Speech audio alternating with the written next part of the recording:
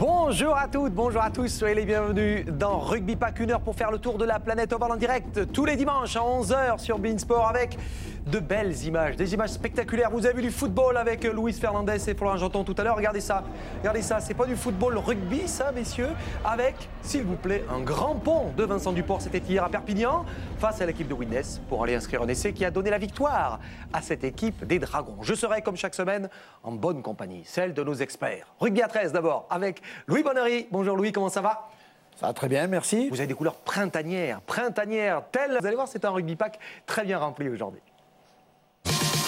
Les Dragons catalans s'imposent 42-20 face à Widnes, jusque-là invaincus. 9 essais au total, dont un triplé de Whitehead. 2 succès d'affilée. Le printemps ne fait que commencer pour les Catalans. C'est une pluie d'essais qui s'est abattue sur l'Australie. Les Panthers de Penrith domptés par South Sydney. Images fortes et anecdotes venues de l'autre côté du monde dans Rugby Pack.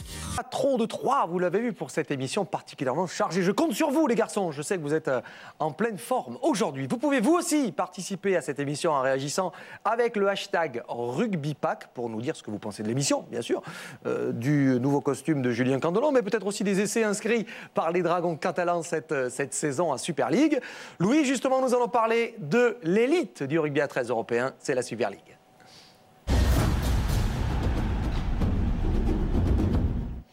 Les Dragons catalans qui retrouvaient leur pelouse de Gilbert Brutus pour le championnat. Alors, terminer la coupe, vous le savez, face à l'équipe des Broncos, ça s'est bien passé. Retour aux affaires courantes avec Widnes. Alors, c'est retour donc aux affaires courantes pour l'équipe des Dragons catalans face à une équipe de Widnes qui, longtemps, il faut quand même le reconnaître, a été une sorte de faire-valoir pour cette équipe des Dragons. Mais alors, cette année, c'est pas pareil, Louis, car ils occupent une place dans le top 4, ces Vikings de Widnes.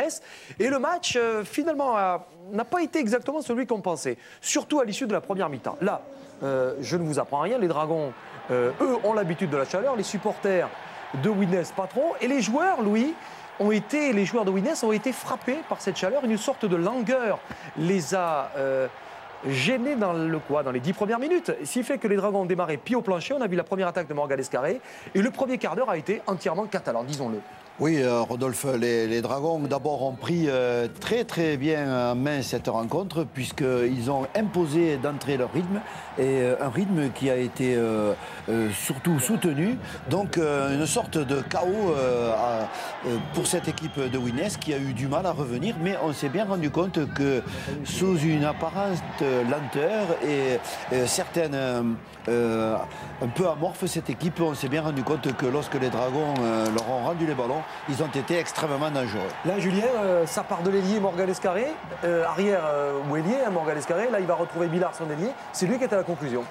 Oui, c'est une action que l'on voit que l'on peut voir dans tous les rugby. Un ailier qui est d'abord créateur, puis passeur et à la finition. C'est du beau rugby. Alors, il y a quand même une réaction, Louis, parce qu'on s'est dit que ça allait rouler finalement pour les Dragons. On s'est dit qu'après 20 minutes, plus de 14 points, 14-0 après 20 minutes. Sauf que Widnes a laissé peut-être passer l'orage. Et cette langueur qu'on avait perçue, finalement, cette indolence liée au soleil, elle s'est évadée. Oui, parce qu'après un peu plus de 20 minutes, réaction avec un essai ici marqué par l'équipe de Widnes avec Flynn. Oui, c'était une impression tout à fait fausse, si ce n'est qu'on s'est bien rendu compte. Et je crois que ce retour de Widnes a été bénéfique pour faire réagir véritablement les Dragons catalans qui nous ont montré dès la reprise de la deuxième mi-temps qu'ils avaient bien compris ce qui se passait et qu'ils avaient décidé de ne pas commettre la petite erreur de la première mi-temps. Oui, parce que 18-10 à la pause, c'était peut-être pas suffisant. Sauf que dès la reprise, il y a eu beaucoup plus d'intention. On a été surtout plus réaliste. Et puis en deuxième période, là aussi une première, celle de Johan Gouache qui fêtait sa première avec l'équipe des Dragons. Et il aura l'occasion de fêter une première victoire parce que là, à partir de la 60e minute, Louis, plus de doute, la victoire ne pouvait plus échapper aux Dragons catalans. Oui, effectivement, les Dragons en deuxième mi-temps se sont imposés d'une manière claire et nette, donc qui ne laissait aucune chance, aucun espoir aux visiteurs. Alors ça, c'est un essai assez incroyable parce que ce ballon a été libéré dans une position assez inimaginable. Et là, les Dragons qui vont faire encore une fois montre de leur grande maîtrise à la main, au pied, on l'a vu tout à l'heure pour ouvrir cette émission. L'essai marqué par Vincent Duport. Ouais, l'essai, il a vu qu'il n'y avait personne en deuxième rideau et on use de tous les artifices. Et celui-ci, je pense qu'il va vous aimer. Vous allez l'aimer, Louis, parce que comme Julien, vous êtes un ancien ailier. Le travail de Millard dans son couloir, pif paf, inter-extérieur, c'était quand même joli. Ouais, on fait parler les appuis. Je pense qu'au fil du match, les Dragons ont pris de la confiance et des actions comme ça, c'est signe de confiance. On se joue de 2 défenseurs sur sa vitesse et ses appuis. C'est encore un bel essai. Ouais, les Vikings qui avaient lustré leur casque à cornes avant de venir à Perpignan, terminé, renvoyé dans le Valhalla. Ces Vikings, réaction après ce match évidemment heureuse de Laurent Fraissinou, un coach satisfait de la performance de ses joueurs et notamment de quelques-uns qui ont été très valeureux, à commencer par le joueur français de l'équipe des Dragons. Ouais, il y en a d'autres. Bon, il y a Benjamin Garcia aussi, là, en fin de saison dernière, là, qui est en train de confirmer que c'est un joueur de Super League. Il y a plein de bons jeunes joueurs qui vont jouer lundi prochain un quart de finale. Je pense à Thibaut Margalet, je pense à Maxime Chimon, je pense à Godwin Springer. Il y a des joueurs qui ont des qualités, des capacités. Il faut juste qu'ils continuent à travailler pour un jour espérer évoluer avec leurs copains. Mais non, des jeunes bons Français, on en a des, tu le sais. Oui, il y a de jeunes garçons qui piaffent d'impatience de rejoindre la Super League. On a vu, Louis, que ça s'était plutôt bien passé pour Garcia, par exemple, pour Pélissier, qui a fait un super match au talonnage, et puis Duport, qui est revenu dans cette équipe après une longue blessure à l'épaule. On se souvient de sa blessure en Coupe du Monde face à l'équipe d'Angleterre. Voici donc des Dragons catalans ragaillardis par la présence des Français. Duport, par exemple, avec cet essai en bout de ligne là-bas, on l'a vu tout à l'heure, et on le revoit avec plaisir. La transmission du ballon s'est très bien faite. Thomas Bosc a été très bon dans le jeu. Hier aussi, un peu déficient au niveau du pied, c'est sûr. En revanche, on le retrouve là aussi, coup de pied. C'est lui qui redonne ce ballon à Whitehead. Ensuite, le coup de pied de Duport. Il y a de la maîtrise. On s'est autorisé beaucoup de fantaisie à un certain moment dans ce match. C'est dire qu'ils ont confiance, ces Dragons. Oui, ils ont confiance et dans des espaces très petits, ils ont cette capacité d'analyser et surtout d'utiliser les bons gestes techniques. Il n'y a pas d'erreur dans les choix qui sont faits. Donc ça veut dire qu'ils sont jeunes, mais ils ont une grande maturité déjà, à la fois dans leur tête et dans leur bagage technique. Oui, parce que la maturité, ça se gagne aussi avec les gros matchs. Et il y a un garçon hier qui aura marqué à coup sûr cette rencontre d'une petite croix sur son calendrier perso. C'est ce garçon, Johan Gouache, qui a disputé son premier match. Et il est jeune, vous l'avez connu, Louis, dans toutes les catégories de jeunes depuis les minimes, les cadets. Ce petit, vous le voyez arriver donc dans la Super League. Il a disputé son match avec les grands hier. Oui, mais tout comme Éloi Pélissier, d'ailleurs, c'est une grande satisfaction pour tous ceux qui ont participé ou contribué à la formation de ce jeune joueur, que ce soit les éducateurs, les dirigeants des clubs de minimes, de cadets, etc. Ce qui est intéressant, Louis, c'est que dès qu'il est entré en jeu, il est rentré à la place d'Éloi Pélissier, il a été très bon et il était dans le bon tempo. On le voit ici, précipiter un renvoi sous les tenues pour l'équipe de Widnes après un joli coup de pied. Exactement, c'est-à-dire qu'il avait un rôle bien précis à jouer, il l'a assumé complètement, il est resté dans le plan de jeu et qui lui avait été confié. Et puis, c'est aussi un patron parce qu'il a pas mal guidé ses avants, il est derrière le tenu, bien entendu, au poste d'entraîneur. On va le voir ici, il parle à ses copains, il dirige. Il dirige, si vous connaissez un gouache qui ne dirige pas, ce serait quand même un peu anormal. Donc, il est à l'image de toute la famille, c'est-à-dire quand ils sont sur un terrain, d'abord ce sont des gagneurs, donc ils ne comprennent pas que le reste de l'équipe ne soit pas dans leur tempérament. Justement, il est affaire de famille souvent dans cette émission. Écoutez justement la réaction de Johan Gouache à l'issue de ce match, il était au micro d'Adolphe Lous. Ouais, j'avais une petite pensée parce que quand même c'est le stade de mon grand-père, c'est lui qui a ouvert le bal de la famille Gouache et je pense que sur ce terrain, voilà, c'est un hommage à lui et j'espère qu'il est fier de moi ce que je fais parce que voilà, c'est pour lui, quoi. Cette victoire, je lui dédie. C'est vrai que Johan piaffe d'impatience de jouer. Non, il a fait une bonne rentrée, ça va. Bon, il connaît son registre. Maintenant, le niveau est très difficile et très haut. Donc, il faut qu'il persévère, il faut qu'il s'entraîne encore. Voilà, encore, davantage. Voilà. Mais c'est des bons débuts. Ah, ce sont de bons débuts. On sent évidemment de la fierté chez le papa Bernard Gouache, bien sûr, de voir son fils intégrer la compétition d'élite qu'est la Super League avec des gestes intéressants, comme on a vu, avec beaucoup d'à-propos aussi dans ses coups de pied. Du côté des leaders de la Super League, beaucoup attendaient une explication, une vraie explication de texte, une explication qui a eu lieu avec les Tigres de Castleford qui avaient donné rendez-vous dans l'arène aux Saints de St. Helens. Alors, dit comme ça, on pourrait croire qu'il y en a un qui a fini en martyr. Eh bien, pas forcément. Alors justement, pour être sûr de ce qui s'est passé, regardez le résumé préparé par Vincent Pochulu. Choc au sommet en Super League entre le deuxième Castleford et le leader, les Saints de James Roby. Dès le coup d'envoi, Saint-Helens commet des erreurs inhabituelles. Wilkin relâche le ballon. Il préfère en sourire. Webster garde lui son sérieux et inscrit le premier essai du match au bout d'1 minute de jeu. Les Saints sont d'une passivité étonnante. Justin Carney est le plus prompt dans les airs. Il trouve Michael Shenton sur l'extérieur. Deuxième essai des Tigers. Les Saints sont transpercés à nouveau au quart d'heure de jeu. Millington aplati le troisième essai de Castleford. Après 27 minutes de jeu, Saint-Helens met enfin la main sur le ballon. Soliola, le deuxième ligne, bat la défense des Tigers. L'embellie est de courte durée. Sur une passe mal assurée, Michael Shenton ramasse le ballon et s'offre un doublé. À la pause, Castleford mène 24-6. Daryl Powell, le coach des Tigers, craint la réaction de Saint-Helens en seconde période. Crainte justifiée, Johnny Lomax combine avec Josh Jones. La remise intérieure fait mouche. Lomax sonne la révolte des Saints. 52e minute, Adam Swift intercepte la balle. L'ailier remonte 50 mètres dans son couloir avant d'être repris. Dans la continuité, Luke Walsh écarte le jeu côté droit. Tommy Mackinson s'envole dans l'en-but. Saint-Helens revient à 10 points mais se met à nouveau à la faute. Un tenue indigne de Wormsley redonne confiance à Castleford.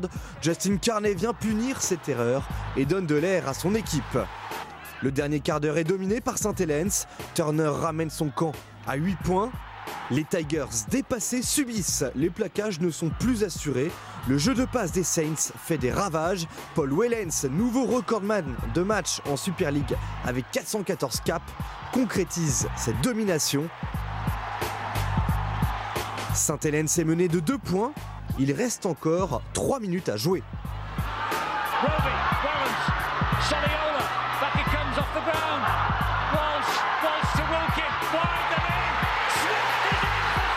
Adam Swift offre la victoire aux Saints qui conservent la tête de la Super League et leur invincibilité. Saint-Helens s'impose 30-28. La désillusion perle dans les yeux de Daryl Powell. Castleford a tout donné, mais ce n'était pas assez. Quelle finale! On vous avait promis un beau match entre Castleford et Saint-Helens, ça a été le cas, surtout que les 20 dernières minutes ont été terribles, dernier quart d'heure même.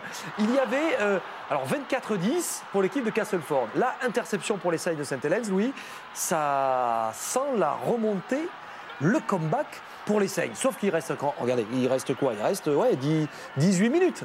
Ça a été 18 minutes de feu. Comment ont-ils réussi à renverser la tendance? Ils ont réussi à renverser la tendance parce que d'abord, ils ont enfin pu poser leur jeu parce que cet essai de Mackinson qui a été quand même discuté avec la vidéo et accordé a finalement redonné complètement confiance à cette équipe qui n'arrivait pas à rentrer dans le match depuis le coup d'envoi. Et là, dans les 10 dernières minutes, ils ont senti que cette équipe pouvait craquer. Donc ils ont pris le match à leur compte, ils ont pris des risques insensés. Et donc Saint-Helens a retrouvé son statut que même nous avions cru longtemps qu'il ne conserverait pas, qu'on allait assister peut-être à la première défaite des Saints, mais les Saints sont vraiment très forts dans leur tête cette année. Oui, et puis les Saints qui restent donc invaincus, mais ce qui est assez incroyable, c'est la nature même des essais qui ont été inscrits. On a vu peut-être un des plus bons essais de la saison, peut-être même le plus beau à coup sûr, inscrit par les Saints, un essai complètement en coin, très acrobatique, celui-ci déjà est pas mal non plus, mais il faut vraiment une force de caractère incroyable et on mesure mieux la déception de Daryl Powell qu'on a vu tout à l'heure, alors que son équipe des Tigers était quasiment sûre d'arracher la victoire et de provoquer la première défaite des Saints cette saison en Super League. Ouais, Louis, vous avez... Oui, surtout que l'image peut-être qu'on n'a pas vue, mais que nous avons pu voir pendant le direct de cette rencontre, c'est sur l'essai de Mackinson. Powell s'est mis les mains sur la tête. Il y avait encore largement des points d'avance pour Castleford, mais il avait compris que le match venait de basculer sur cette action. Oui, le fameux essai marqué, justement, le fameux essai de Mackinson. Absolument, c'est celui certainement qui a précipité la chute de cette équipe des Tigres de Castleford. Il y avait un homme dans le match qu'on ne pouvait pas éviter, car c'est une star, c'est une immense vedette. C'est l'homme d'un club, Mr. Saint-Helens, Paul Wellens, depuis 1998. Il a encore augmenté ses statistiques. Il vient d'établir un record, Louis. 414 matchs avec les Saints, 957 points, 4 titres de Super League, 4 titres, 5 Cups et 2 WCC. World Club Challenge. C'est pas un monsieur, ça, Louis? Ah, mais c'est un grand monsieur, et puis surtout, lorsqu'on lui a posé la question, qu'il a marqué un essai. Et vous savez, j'ai marqué pour mon équipe, mais j'en ai tellement marqué, je ne me rappelle pas de tous. Mais celui-là, je m'en rappellerai en particulier aujourd'hui. Ah bah oui, vous vous rendez compte, 414 matchs avec la même équipe, Julien, c'est himalayen. C'est gage de fidélité et d'amour du maillot que l'on porte. C'est spectaculaire de pouvoir avoir une carrière aussi longue et dans le même club. Ouais, c'est une référence, Paul Wellens, que nous avions vu, nous, débuter en 98. Il avait, à la force, arraché le fauteuil de titulaire à un garçon qui ne l'a plus jamais retrouvé dès lors que ce gamin avait pris sa place à l'arrière des Saints. Comme quoi, les carrières se jouent parfois sur pas grand-chose. Un autre match, on parlait de géant, Louis, géant du rugby à 13 avec Wellens, les Giants de Huddersfield se mesuraient, eux, à l'équipe de Hull FC. Et ce sont les Early Birds qui ont marqué les premiers avec cet essai inscrit en coin dans un match qui ouvrait cette journée. Jeudi, quelques petites fautes dans cette première mi-temps, non pas contre l'esprit, oui, au contraire, mais contre le sens du match, si l'on peut dire. Oui, il y a là l'aspect technique des choses, il y a l'entraîneur qui ne sera pas satisfait lorsqu'on rend un ballon à l'adversaire. Mais pour les amoureux du jeu, on ne peut pas reprocher à un joueur de sauver une balle, de la mettre dans le terrain et que le jeu continue. Autre essai marqué par cette équipe de Huddersfield, des LFC, 14-0. Bon, autant dire que cette première mi-temps n'a pas été à l'avantage de Huddersfield, sauf que derrière LFC assure toujours une continuité du jeu avec toujours des soutiens, Julien. Ouais, c'est assez impressionnant de voir la qualité justement des soutiens. Les joueurs qui ont été passeurs continuent à apporter des solutions sur les intérieurs. Et cet essai a été amené par tous les joueurs qui avaient participé à amener le ballon en bout d'aile. Comme quoi, une fois qu'on a fait la passe, le jeu ne s'arrête pas. Oui, effectivement, bon, c'est la caractéristique. Donc l'équipe de Hull s'est imposée sans problème face à cette équipe d'Huddersfield qui est quand même en difficulté, tout comme lorsque je passe tout à l'heure, vous avez donné le résultat, l'équipe de Warrington. Donc des grands favoris au départ qui sont dans la difficulté et Hull qui confirme tout le bien qu'on pensait d'elle et qui renforce la performance des Dragons qui avaient laissé échapper, on disait peut-être, mais de très peu, mais on comprend que c'était quand même pas simple d'aller gagner là-bas. Ah oui, 30 points à 6, victoire de l'FC face à l'équipe des Giants d'Huddersfield. On va récapituler les résultats de cette journée de Super League. En effet, Louis, vous avez raison, il y a un petit accroc dans la saison de Warrington. On va voir pourquoi. D'abord, le LFC, vous l'avez vu, a battu Huddersfield. Les Saints sont imposés à Castleford. Victoire de Salford qui a relevé la tête face au nouveau coéquipier de Jamal Fakir à Bradford. Les Rhinos, pas de détails face à Wakefield. Hull KR, donc, est allé gagner à Wilderspool. Incroyable, 25-12. Et puis Wigan a confirmé face aux Broncos.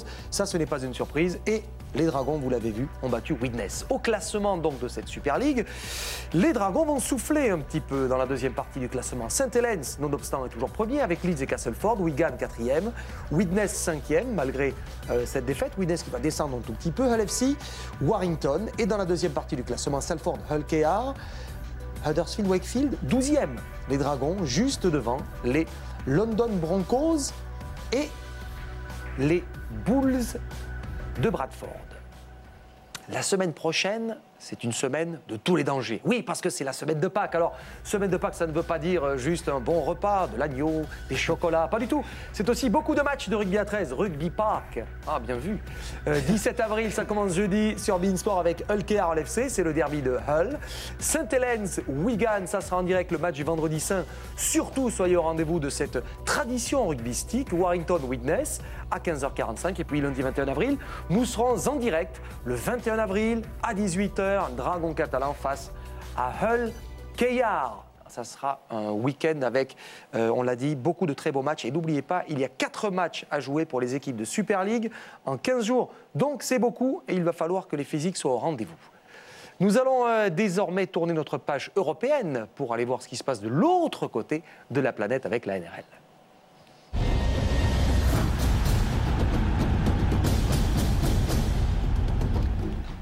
C'était donc la 8e journée de NRL et cette 8e journée a commencé au pied des montagnes bleues, pour ceux qui connaissent, à l'ouest de Sydney. C'est une précision touristique pour ceux qui parmi nous affolent les compteurs des miles en faisant le tour du monde, en prétextant qu'ils jouent au rugby à 7. Suivez mon regard, n'est-ce pas? Oui, monsieur Candolo. Donc, c'était les Panthers de Penrith qui recevaient les Rabbitohs de South Sydney. Vincent Pochulu revient sur ce match qui était autant gorgé d'eau, vous allez voir, que de bonnes intentions.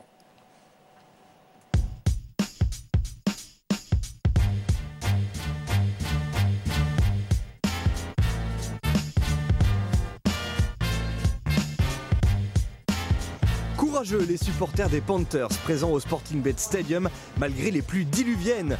Téméraires les Pom-Pom Girls de Penrith qui assurent le show sous les trombes d'eau. Côté terrain, le jeu est haché suite à cette pénalité. Adam Reynolds et les Rabbitohs passent les 2 premiers points du match. La pluie nivelle les niveaux, mais Penrith est un cran au-dessus des Rabbitohs en première période. Jamal Idriss échoue juste devant la ligne. Les Rabbitohs sont dominés territorialement et enchaînent les renvois sous les barres.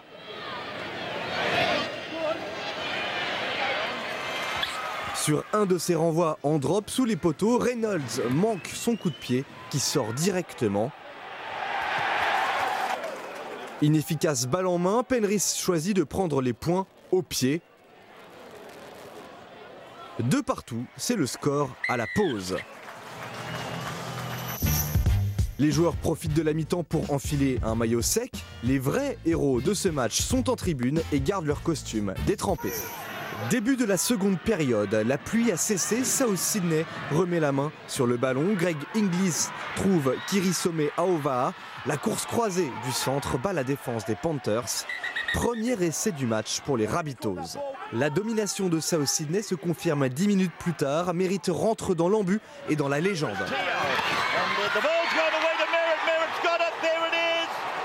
L'ailier inscrit son 153e essai en NRL. Il devient le meilleur marqueur d'essais de l'histoire des Rabbitohs avec 145 essais. Les Panthers ont l'occasion de revenir dans le match, mais Daline Watene-Zelezniak échappe un ballon d'essai. Penrith a laissé passer sa chance. Les Rabbitohs contrôlent la fin de rencontre. Sur une chandelle cafouillée par la défense, Greg Inglis s'offre une deuxième passe décisive et envoie Kyle Turner à l'essai. Les Rabbitohs de Russell Crowe ont survécu au déluge et s'imposent 18-2. Nathan Merritt a lui bien mérité un bain de foule.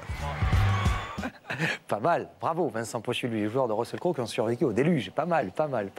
Alors les joueurs étaient rincés et les cheerleaders aussi, vous avez vu dans ce reportage, hein, dans ce sujet. Elles étaient rincées ces cheerleaders et nous on a été séchés à un certain moment là, du commentaire, voilà, sur ce coup-là. Hein. C'était, bah oui, parce qu'il faut bien être... Faut bien avoir le soutien des cheerleaders, oui, quand on est spectateur et joueur, ça fait du bien, ça réchauffe le cœur. Vous avez connu ça, vous, Julien? Oui, bien sûr, à Perpignan, il y avait des pom-pom girls, comme on dit, et là, c'est la preuve que c'est parfois ingrat de se retrouver dans ce rôle de cheerleaders, parce que la météo, des fois, eh bien, salit un petit peu la tâche qui leur incombe. Oui, mais nous, on n'a pas trouvé que ça n'a pas nuit au spectacle. Alors, il y a d'autres garçons qui, en dehors des joueurs, font aussi le spectacle sur ces pelouses de NRL. Louis, qui sont ces gens que l'on voit courir partout sur les pelouses? Alors là, vous allez voir ici, c'est toujours sur ce match qui opposait les Rabbitohs aux Panthers de Penrith. Il y a ce sont les soigneurs. Alors, expliquez-nous, que se passe-t-il, Louis, là?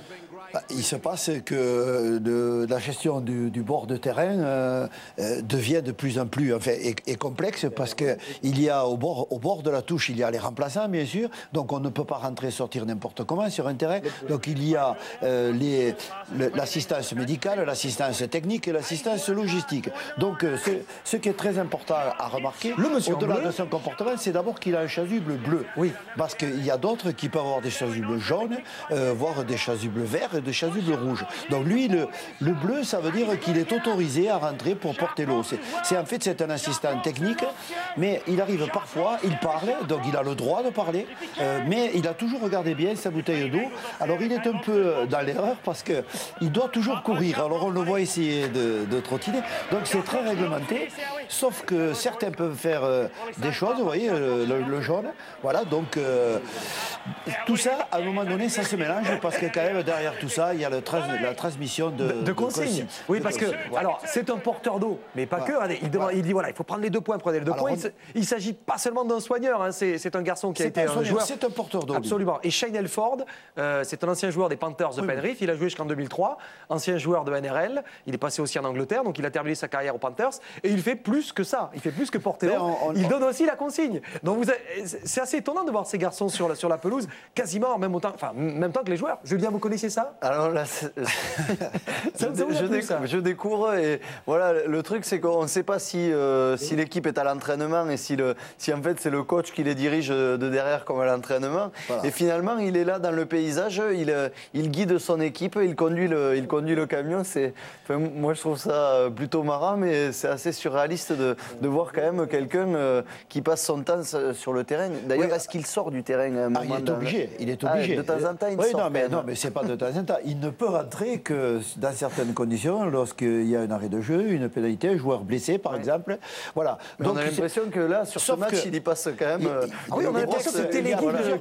Il y a plusieurs pages de textes écrits qui essaient de réglementer cette affaire, mais sur un banc de touche, c'est très compliqué. On peut avoir 6, 7, 8 personnes remplaçant compris. Vu le temps, je ne sais pas s'il y a besoin de beaucoup d'eau quand même, parce qu'il en tombe déjà pas mal. Non, mais il parle, il est autorisé à parler. D'ailleurs, nous l'entendons crier tout le temps des consignes. Bon, alors Louis, à part les soigneurs, à part les porteurs d'eau et les cheerleaders, je suis sûr que vous avez sélectionné autre chose dans ce match entre les Rabbitohs et les Panthers. C'est l'heure de notre rubrique Rayon X.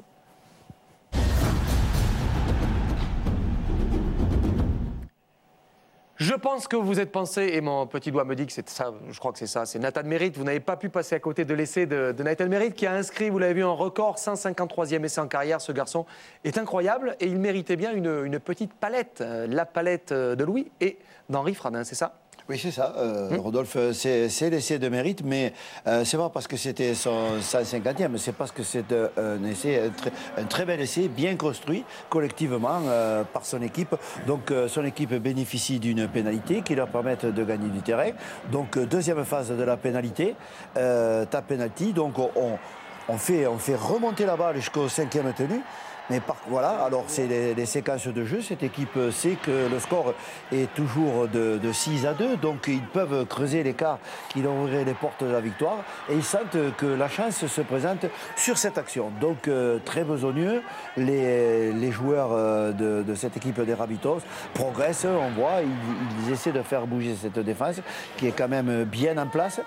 Donc les Rabbitohs utilisent la chaîne de jeu pour se rapprocher, rentrer dans les 20 mètres, voire encore plus près, de l'équipe de Penrith. Voilà, donc encore des changements de direction, une feinte de passe, voilà, remise, redoublée, Inglis est là. Et nous sommes sur le 5e et dernier tenu. Donc on sent qu'il va falloir faire le choix. Donc voilà, c'est ici que dans ce petit espace, nous allons assister à un exploit technique. Les 4 joueurs, 3 contre 3, pas de surnombre évident, si ce n'est que sur une passe dans le couloir, Merritt va faire la différence. Voilà, sur une petite accélération extérieure, il va s'ouvrir la porte des buts. Alors ça va tellement vite, 1, 2, top, voilà, c'est l'essai. Alors, je pensais qu'il fallait quand même essayer de le revoir avec pas vitesse réelle parce que c'est tellement fort et c'est tellement agréable à voir. Il y a un aspect technique aussi, c'est que au moment où il va recevoir la balle, il fait un léger pas sur le côté, ce qui crée un démarquage par rapport à son défenseur. Il s'est démarqué sur ce petit appui, c'est très léger, hein, c'est juste un petit pas sur le côté. Il se démarque de son défenseur et il se retrouve dans un couloir. C'est très très bien joué. Oui, parce que nous sommes dans une surface qui est à même pas à 10 mètres de la touche et à 5 mètres de la ligne de but. Donc il n'y a pas de surnombre, c'est égalité numérique, donc égalité il faut jouer sur les appuis. Bon, vous auriez aimé le marquer, celui-ci? Ah, tout le monde aurait marqué cet essai. Et puis, je pense que le grand plaisir, c'est surtout les passeurs qui voient que leur travail a été efficace et puis mérite, lui, concrétiser finalement le travail de toute cette chaîne de jeu et de toute son équipe. Donc, il savait qu'il fallait qu'il marque pour ses coéquipiers. Allez, une autre rencontre qui nous intéresse aussi, celle qu'entre Manly et Cronulla. Vous savez que Manly, on en fait souvent, et on a raison d'ailleurs, un des futurs favoris pour le titre. Eh bien, Manly face à Cronulla, c'est un match qui se disputait ce matin, vous pourrez le voir dès ce lundi. Et c'est un essai ou un match où il y a eu des essais. Il y a eu un doublé. Je vous en dis pas plus. On vous montre 2 essais, un doublé de Steve Matai au 3/4 centre. Ça promet, c'était un très beau match. N'oubliez pas de le suivre, bien entendu. Ce lundi, ça sera bien entendu sur beIN Sport. Nous allons continuer notre émission en retrouvant notre envoyé spécial permanent en Australie, Laurent Garnier. C'est l'heure des NRL News.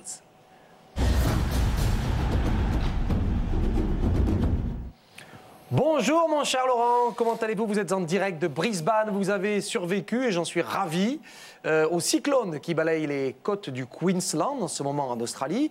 Et vous allez nous parler d'un autre cyclone pour démarrer votre chronique. Il s'agit d'un Fidjien, il est jeune, il est beau, il est fort, il marque beaucoup d'essais, il s'appelle Semi Radradra. Oui, bonjour à tous. Oui, Semi Radradra qui a rejoint les Parramatta Eels en 2012. Et il venait du rugby 7, que je crois que Julien connaît bien ce coin-là. Il a fait ses débuts en 2013 lors de la 18e journée. Il a marqué 7 essais. Et là, aujourd'hui, il en est à 6 matchs pour 8 essais. Donc oui, c'est une machine à marquer, oui. Alors c'est une histoire assez incroyable, ce garçon donc, qui a été détecté lors d'un tournoi de rugby à 7 à Dubaï, qui a intégré les Eels de Parramatta, qui affole, on a vu les compteurs parce qu'il marque beaucoup d'essais. Il vit quasiment encore aujourd'hui à la Fidjienne chez lui. La presse australienne rapporte qu'il dort encore par terre, comme sa famille qui est restée donc, au village très très loin au cœur des îles Fidji. Et c'est pourtant un garçon d'une simplicité absolue qui est aujourd'hui devenu l'objet de convoitise de tous. Oui, c'est vrai, c'est le meilleur marqueur d'essai de la NRL en 2014. Et déjà, les Eels se demandent comment ils vont faire pour le garder sous le salary cap et ne pas l'augmenter, car il a déjà des offres de beaucoup de clubs de NRL. Il est issu d'un milieu très pauvre. Et pour la petite histoire, il avait du mal, quand il est arrivé en 2012 à Parramatta, à manger de la viande, car pour lui, seuls les riches pouvait se payer de la viande au Fidji. Donc pour lui, ce n'était pas bien, car il pensait à sa famille et qu'il ne pouvait pas en faire autant. Oui, c'est une histoire vraiment incroyable, hein, parce que ce garçon a été même pressenti pour jouer les State of Origin, et on en reparlera certainement la semaine prochaine, du cas Radradra, mais il ne pourra pas a priori participer au State of Origin, alors que d'autres l'ont fait avant lui, né et sélectionné pour les Fidji. Je pense à Jared Hayne, notamment récemment, ou encore Lote Tuqiri. Là aussi, ça avait marqué son époque. On en parlera la semaine prochaine. Mais Laurent, cette semaine, il y a eu quelque chose de beaucoup moins rigolo. C'est le sac d'un entraîneur. C'est Matthew Elliott qui n'est plus l'entraîneur des New Zealand Warriors. Oui, c'est vrai. Alors, on se demandait de qui Price de Saint-Georges ou Anthony Griffin des Broncos serait saqué le premier. Et finalement, c'est la grande surprise, Matt Elliott des Warriors. Mais bon, ce n'est pas surprenant quand on sait combien on investit, notamment avec la venue de Tompkins et Warriors. Il faut que ça réussisse immédiatement. Donc ce n'est vraiment pas... Le futur coach des Warriors a travaillé dans la sérénité. Et pour construire une bonne culture de la gagne, il faut quand même un peu de sérénité. Ouais, il faut reconstruire cette culture de la gagne pour les Warriors. Ça ne se fera pas donc avec Matthew Elliott dans les saisons qui viennent. Et Monsieur Elliott, qui a été particulièrement sport lorsqu'il a annoncé son départ. Et il a été rendu très classe avec son ancien club. Mais c'est tout à son honneur. Et on souhaite en tout cas le meilleur à cette équipe des Warriors avec leur futur coach. Laurent, on vous remercie. On vous souhaite de passer une bonne nuit, car il est tard chez vous. Et on vous retrouve avec plaisir la semaine prochaine en direct dans Rugby Pack depuis Brisbane. Salut Laurent.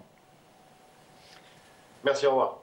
On récapitule donc les résultats de cette journée de NRL avec des résultats, on le voit, où les patrons ont repris les premières places. Les Rabbitohs qui reviennent à leur niveau, je dirais, oui, après cette victoire face à Penrith. La Gold Coast a battu les Broncos. Petit coup d'arrêt dans le derby de Queensland pour les Broncos. Newcastle est allé s'imposer à Canberra. Les Roosters ont perdu face aux Hills de Parramatta. Les Tigers ont battu les Cowboys. C'était un très gros match. Là aussi, vous l'avez suivi sur beIN Sport. Victoire donc d'un tout petit point des Bulldogs de Canterbury. Et puis Saint-Georges-Illawarra affrontera le Storm de Melbourne à Melbourne. Ça sera lundi. Et vous verrez lundi également le match dont on vous parlait tout à l'heure, qui vous permettra de voir l'équipe de Manly à l'œuvre. Gold Coast, ça c'est une surprise. Et les Titans qui sont leaders, Canterbury, les West Tigers, Manly, Parramatta, ça aussi des Brisbane et Saint-Georges-Illawarra dans la deuxième partie du classement. Il y a Penrith, il y a Melbourne, il y a les Roosters de Sydney, les Cowboys et Cronulla qui ferment la marche. Il est temps de fermer notre page rugby à 13